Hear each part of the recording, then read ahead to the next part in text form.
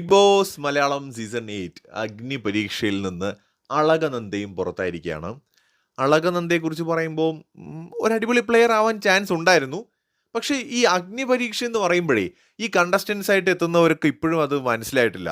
അതായത് കിട്ടുന്ന ഒരു മിനിറ്റ് ആണെങ്കിലും ഒരു മിനിറ്റിൽ ഒരു സെക്കൻഡ് മിസ് ചെയ്യാതെ മാക്സിമം യൂട്ടിലൈസ് ചെയ്യുക എന്നുള്ളതാണ്. നമുക്ക് എത്ര ടാലൻ്റ് ഉണ്ടെങ്കിലും കാര്യമില്ല. ആ ടാലൻറ്റ് അവിടെ ഇരിക്കുന്ന ജഡ്ജസിൻ്റെ മുമ്പിലും ഷോ മേക്കേഴ്സിൻ്റെ മുമ്പിലും ഓഡിയൻസിൻ്റെ മുമ്പിലും ഒക്കെ പ്രൂവ് ചെയ്യാൻ കിട്ടുന്ന ഒരു സെക്കൻഡ് പോലും വേസ്റ്റ് ചെയ്യരുത്. പക്ഷേ എന്തുകൊണ്ടോ അളകനന്ദയൊക്കെ നല്ല പൊട്ടൻഷ്യൽ ഉള്ള ഒരു കണ്ടസ്റ്റൻ്റ് ആയിട്ടാണ് എനിക്ക് തോന്നിയിട്ടുള്ളത്. അടിപൊളിയായിട്ട് സംസാരിക്കാൻ അറിയാം, സ്മാർട്ടാണ്.